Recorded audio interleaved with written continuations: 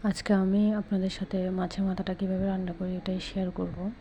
ফার্স্টে আমি তেল গরম করে ওখানে তেজপাতা, শুকনো মরিচ, হালকা একটু পাঁচফোড়ন, সাথে পেঁয়াজ, রসুন হালকা করে দিয়ে একটু নাড়াচাড়া করে নেব। নাড়াচাড়া করে আমি লবণ, হলুদ, মরিচের গুঁড়া ওগুলো একসাথে গুলে নিয়ে দিয়ে দিব।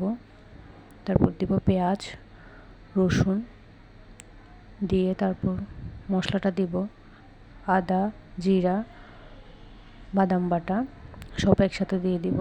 দিয়ে ভালোভাবে কষিয়ে নেব। সাথে দিব টমেটো কুচি আর কাঁচামরিচ দিয়ে ভালোভাবে কষিয়ে নেব। কষিয়ে নেওয়ার পর আলুগুলো দিয়ে দিব। আলুগুলো দিয়ে মশলার সাথে মিক্সড করে এরপর দিব পরিমাণ মতো পানি।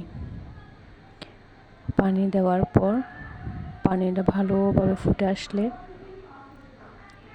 তারপর দিব ভেজে রাখা মাছের মাথাটা দেওয়ার পর আমি ভেজে রাখা চিড়াগুলো সহ দিয়ে দিব।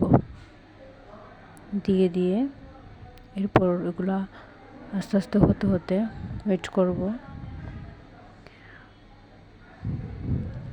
রান্নাটা হয়ে আসলে পরে আমি দিব গরম মশলাটা দিয়ে আমি এবার নামিয়ে নেব। আপনার